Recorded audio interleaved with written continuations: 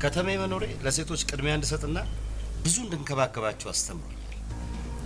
እና በደንብ ተመራለሁ ብለህ ታስባለህ?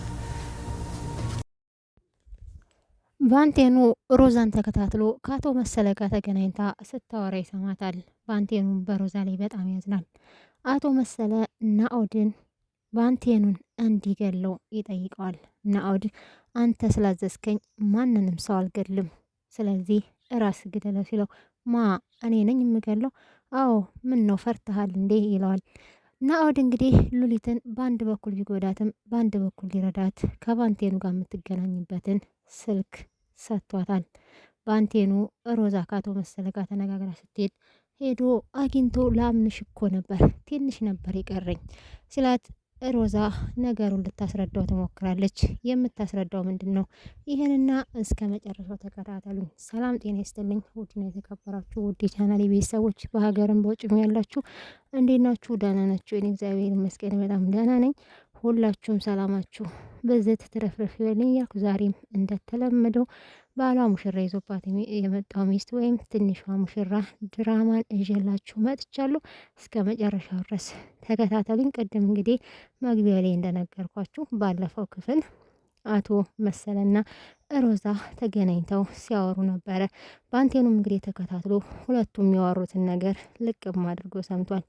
ሮዛ ለክፉም ሆነ ለደጉ እንግዲህ ከበፊቱ አሁን የማስመሰል ካልሆነ በስተቀር እየተሻሻለች ነው።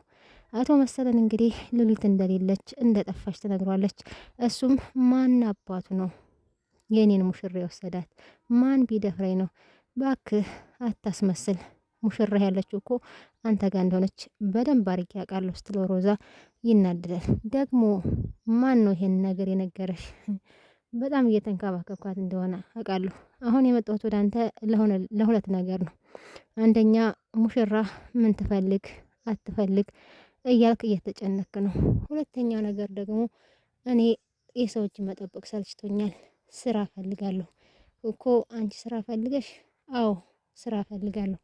ስለዚህ አንተ ሉሊት ምን ትፈልጋለች? ሉሊት ምን ትውደድ? ምን ትጥላ? እያልክ እየተጨነክ ነው። ያንን ነገር ለማወቅ ነው የፈለግኩት ስትለው አቶ መሰለ እንግዲህ ከብዙ በጥቂቱ ቢሆን ሮዛን ያምናታል። ሙሽሬ ልዩ ናት፣ አዎ ልጃችን ልዩ ናት ብላ ታስረዳዋለች። ከዛ እንግዲህ ባንቴኑ በጣም ይናደዳል ከኋላቸው እያዳመጠ። በቃ ለማንኛውም እያንዳንዱን ነገር አብረን እናያለን፣ ስራ መስራት ከፈለግሽ ችግር የለም ብሎ እጁን ጨብጦ ያነሳታል፣ ይሄዳል። ሮዛም ወደ መንገዷ፣ አቶ መሰለም ወደ ቤቱ ሲሄድ ባንቴኑ ቶሎ ብሎ ስልክ እያወራ እያለ አቶ መሰለ አሁን ምንም የሚያሳስበን ነገር የለም፣ ያ ዳውት ተብዬውም ከሀገር ወጥቷል።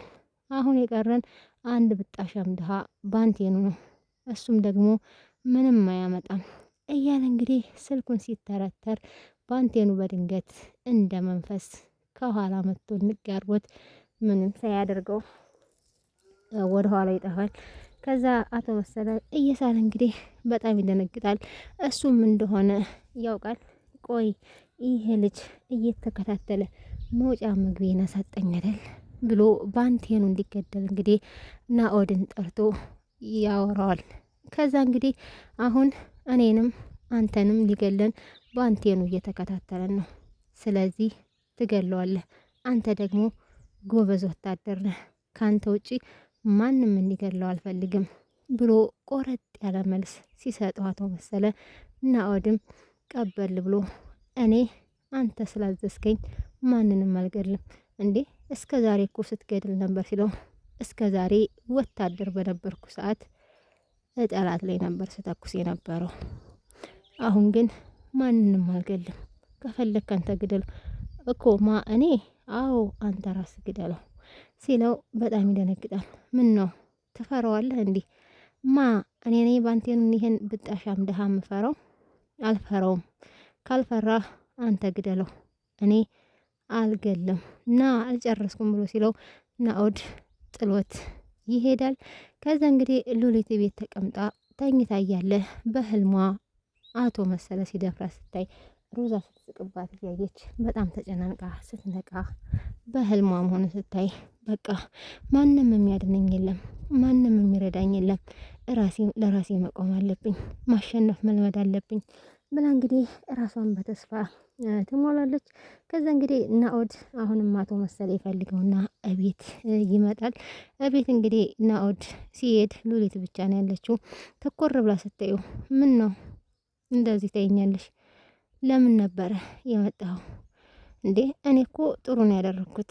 ወደ ትክክለኛ ቤትሽና ወደ ባልሽ ነው ያመጣሁሽ። ስለዚህ ለምን ታዝኛለሽ? ለምን ልትገላምጥኛለሽ? ለምን እንደ ጠላትሽማ እንድትይኝ አልፈልግም እያለ ናኦድ ሲያወራት እያወራት አንተ አረመኔ ነህ፣ አንተ ጨካኝ ነህ ትለዋለች። ከዛ እንግዲህ ምንም ማድረግ አልችልም፣ ይህን ባላደርግ እኔ እሞታለሁ፣ እኔ ደግሞ ሞትና ድህነትን እጠላለሁ። ስለዚህ ለዛ ነው ታዲያ አንተ ሞትና ድህነትን ትጠላለህና እኔ መስዋዕት መሆን ነበረብኝ? አዎ መሆን ነበረብሽ። አሁን ገባኝ ሔዋን ለምን እንደሆነ አንተን ለፖሊስ አሳልፋ የሰጠችህ አሁን ገባኝ። አረመኔ ጨካኝ ነህ ትላለች። ከዚያም እንግዲህ እሱ ስልኩን እንኪ ባንቴኑን የምታገኝበት ነው። ባንቴኑን ብቻሽ ስትሆኚ አውሪ ብሎ ስልኩን እንደሰጣት አቶ መሰለ ይመጣል። እና ለምንድን ነበር የፈለግከኝ? ተነሽ ግቢ፣ እኔ እነሱ የምናወራዋለን ስላት ተኮር ብላ ታያቸዋለች። ምን ታያለሽ? ተነሽ ግቢ እኮ ነው የሚልሽ ብሎ ኮስተር ይልባታል። ከዛ እሷም ምንም የምታወሩት ነገር የለም፣ የምታወሩት ስለ ግድያ፣ ስለ ሞት፣ ስለ ወንጀል ነው የእናንተ ወሬ፣ ተነሽ ግቢ ነው የምልሽ ብሎ ወደ ውስጥ እንድትገባ ያደርጋታል። ከዛም እንግዲህ አቶ ናኦድ አቶ መሰለን አይ እንደዚህ ባትናገራት ጥሩ ነው ብሎ ሲለው አንተ ምን አገባ? ሚስቴ እኮ ናት፣ የግሌ የራሴ፣ እንደፈለገኝ ብናገራት ሲለው አይ ላንተው ብዬ ነው ይላል። አሁን ለማንኛውም ለምን ነበር የፈለከኝ ብሎ እንግዲህ የሚፈልገውን ነገር ይነግረዋል ማለት ነው። ከዛ ባንቴኑ ሮዛን ያገኛታል። በአንድ ጊዜ በጥፊ ሲያጮላት እንዴ ቆይ ምን አድርጌ ነው የምትመታኝ? ምን አደረኩ ትለዋለች። ከዛ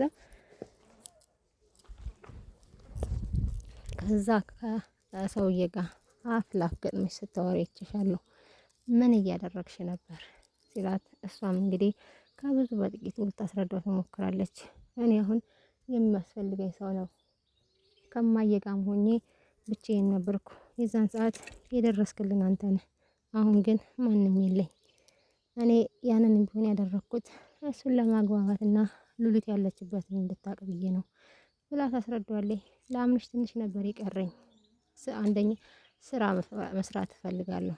የምትሰሪው ስራ ታዲያ ከሱ ጋር መሆን አለበት ይላል። አዎ ምክንያቱም አማራጭ የለኝም ትለዋለች። ከዛ እንግዲህ ዳዊት ብዙ ነገር ለባንቴኑ አደራ ሰጥቶት ነበረ። የሰጠውንም አደራ እንግዲህ ልጃቸው ታግቶ እንደሆነ ያንን ካላደረጉ ልጃቸውን እንደሚያጡ ያለውን ንብረት እንደሸጠ ይነግራታልና ገንዘብ ብዙ ገንዘብ ይሰጣታል።